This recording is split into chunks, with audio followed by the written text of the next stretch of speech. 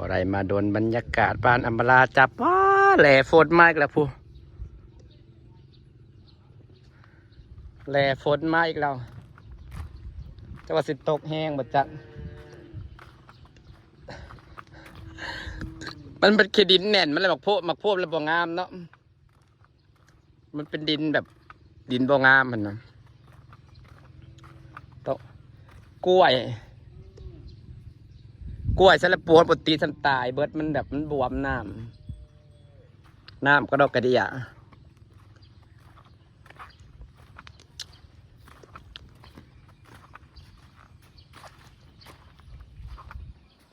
ตกแรงจังเห็ดอันนี้นะเฮ้ยจังเห็ดงามห้องก็ยังเตือนมันฝนอันนี้กระดกกระเดียปีนี้ฝนกระดกกระเดียพาไปดูบรรยากาศป้ามักทัวร์นางกระดกทัวร์นางดกพี่น้องซุ้มสวยมากเลยป้าหอยยำอยู่ขากไอ้นี่ซุ้มมันนะ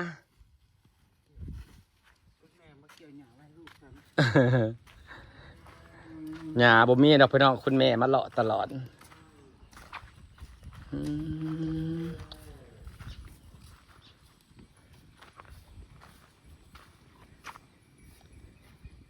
งามเด้อเห็ดข้างมันรดแบบนี้นะงามเลยมันเริ่มหากมันเดินเลยมาเอาเนี่ยสาเอาเล็กก็งามด้วยล่ะให้เลินจอดให้โครงสร้างพอดีเลยเดี๋ยวนี้บริใหญ่2 เสาเนาะแล้วก็เห็ดเลี้ยงเห็ดงามๆด้ะ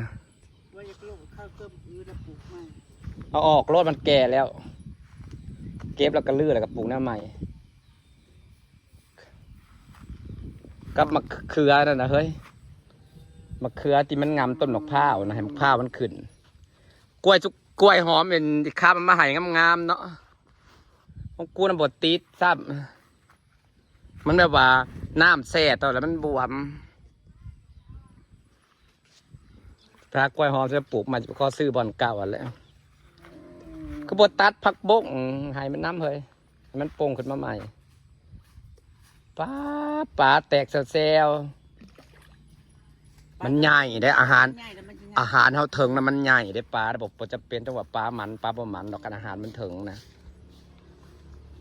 ป้าบอกบัวพนะเฮ้ยอันนี้มันแก่หรือยังกินได้ปะหน่วยซ้ำนี่นะป้างามไปลียาวขนาดนี่พี่น้องป้า1 เม็ด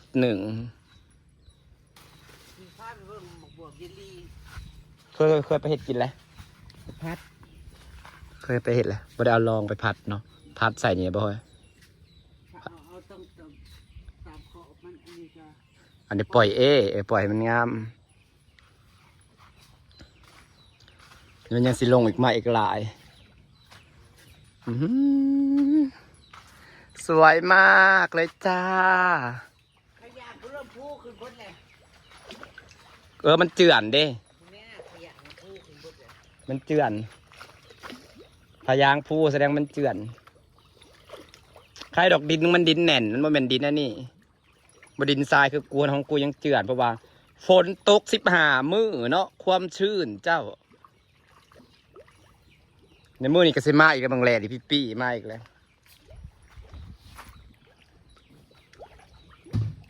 แตกแซวพี่น้อง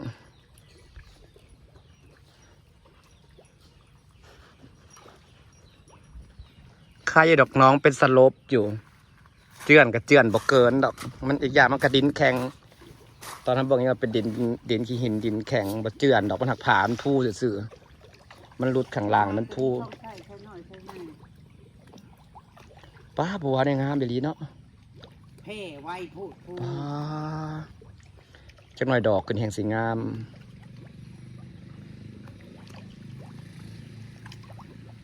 เพ่นี่โอเคบัดยำแรงมันก็พอได้บังแดดป่าเนาะบ่ได้เอาหัวไปถิ่มลงหนองสระกูเนาะพยายามถ่ายในนอกบวกกับผู้มันนะเขาสอนป่าขึ้นแล้วมันเกี่ยวบัวสีลงนี่ เป็นหยัง หัวกูต้องเอาไม้เน็ตไว้เนาะ หัวมันพูขึ้นมาบ่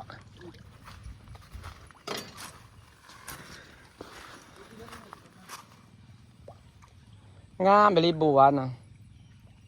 เอามาแต่น้องในหลุมนะบ่เฮ้ยหัวมันหลายอยู่บ่วะเนาะยำแรกจะไปถิ่มลงหนองสาดเอาให้ปลาหมูส้นปลาหมูหมักต้นไม้ทงหนึ่งจักตัวปลาทับทิมเนี่ยว่ามันตัวใหญ่เลยปลานิ้นนะขนาดอาหารมันถึงนะถึงสิเมนปลาโบเมนปลามันก็ใหญ่พอดีกินสัมปิ้งทาปลาแดกเลยตรงนี้นี่จะตัวใหญ่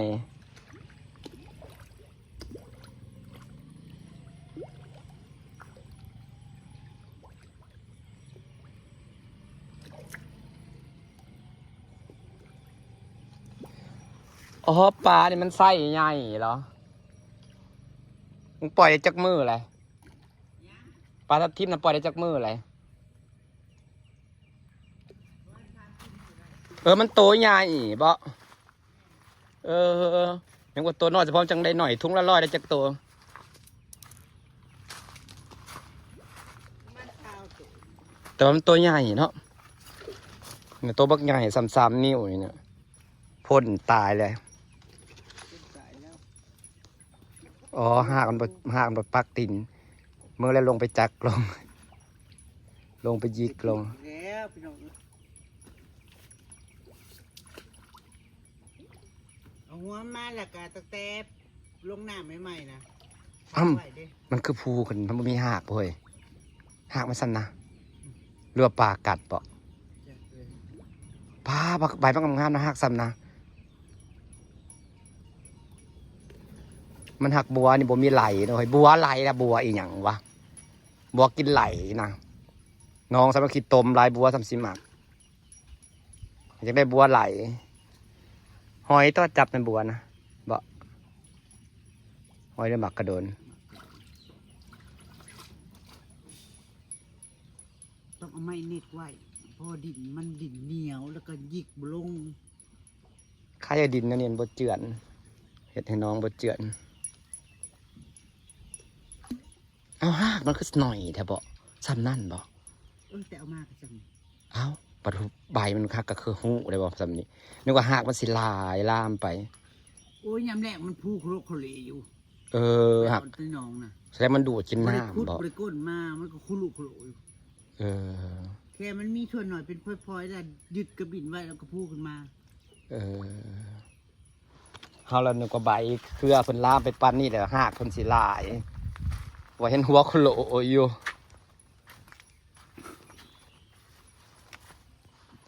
ปุดมันอยู่ดีๆก็ได้ลงลุยน้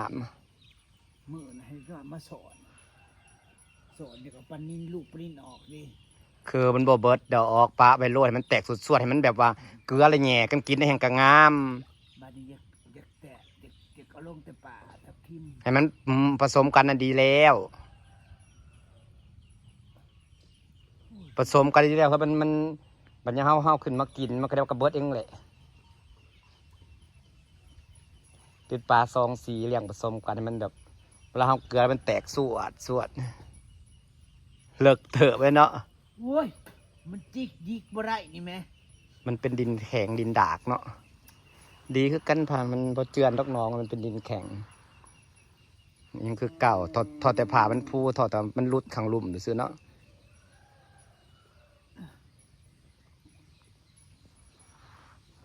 เดี๋ยวจะไปพาไปเบิ่งหมกบวบยีดีสะอ้อนแม่กวนมาเฮ็ดอุโมงค์แห้งสิงาม บวบเฮานี่ หมกบวบยาว อ๋อ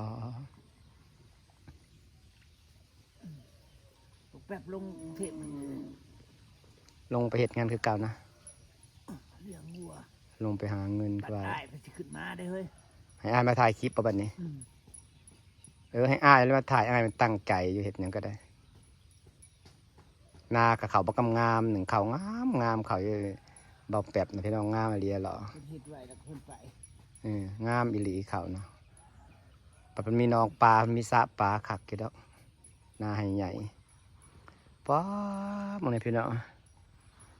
ผักต้นดอกพร้าวกำลังใหญ่หน่อไม้นั่นน่ะกอใหญ่เดี๋ยวเด้อจ้าผู้งามกระดอกปลามันคือเดี๋ยวนั้นเลยยำแรกมันจังได้แกงกอเดียวก็สับสิแกงอันนี้หน่อไม้อีกอย่างนี่นะ ชุ่มแล้ว ต้นของพิลาเธองามงามของสันนดปกขึ้น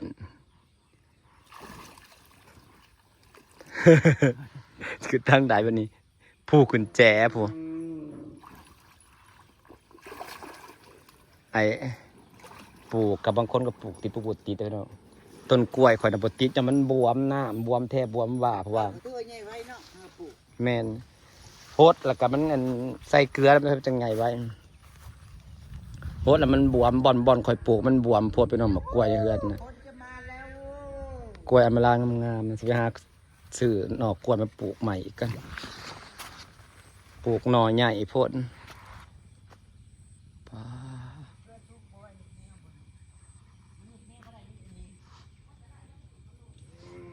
ได้แล้ว งามบัวนังเลย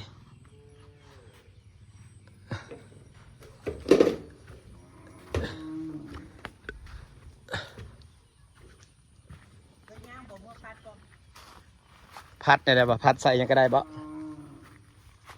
นี่ดอกกระเจียวสาวลอยยังงามขนาด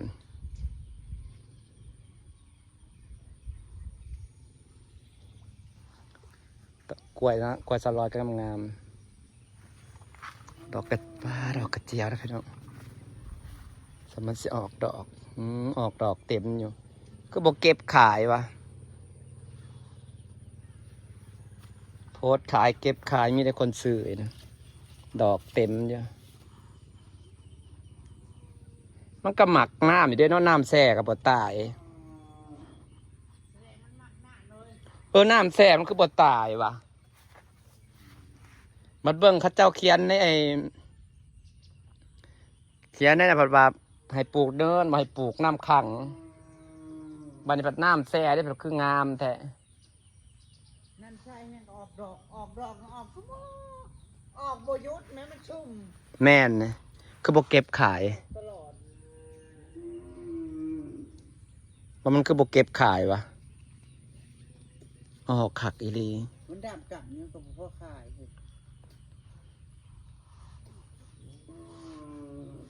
ของสั้นนะซ้ำๆอย่าอันคำมันขึ้นเต็มกับที่ซ้ำเท่าตัวนี้แล้ว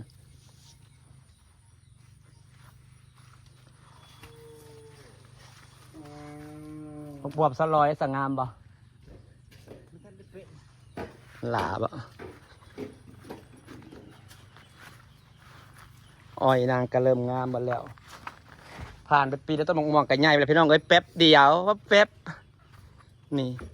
ต้นมะกล้วยนี่ก็งามหมดเลยมงสุกแล้วจักเลย ท่านชอบปีเนาะเขียวเบิดเลยเนาะ ไวเนาะ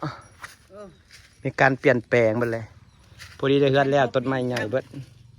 ว่าสี่หานี่ ฮอดบ่มากระเฮ็ดวังนี่สกกาเนี่ยมันติ4 5 6 7 4 เดือนสะออนตะบัวให้แล้วเนาะมันแผ่เลยเนาะแผ่ไวอะไรขนาดน้ำเลิกเลยนี่เนาะ ใช่มองละเงากูใช่มองละเงาเงานึงหัวเดียวนะ อ สับปะกระดอแท้ มันกระจายน่ะไปมันเต่า บ่ขนาดน้ำบักเลิกๆเรื่องกล้ามันยังขึ้นมาสูงๆเนาะ มันออกดอก มันหมักน้ำเลิกเนาะ มันมักน้ำเลิก อันนั้นมันน้ำบักเลิกๆยังมันขึ้นใบบักยาวๆนึงมันบ่หกดอกบัวนี่นะคันบัวนั้นเป็นบัวรวงเนาะบัวที่เขาเจ้ากินไหลนะมันหักขยะหกเนาะหกป่าวะไหลเขาใส่สมตำมันนะดอกลายที่แบบบวบนะมึงยังบ่เคยกินเนี่ยเผื่อให้พัดใส่หมูใส่นี่บ่เอาไปลองมันจะว่าแซ่บจักปอกเปลือกมันออกบ่ ปอกเพื่อออกดีๆได้ แล้วก็ลวกก่อนบ่ลวกพัดโลดมันอ่อนอยู่เนาะพี่นอนจ่าสิฝากบรรยากาศไว้ซ้ำนี่จ้ามาเบิ่งสวนอมราต้นไม้นั้นน่ะติดบนทางมันอยากงำกันนี่นะ สิฝากบรรยากาศไว้ซ้ำนี่แหละซุ่มนางงามงามสบายดีจ้า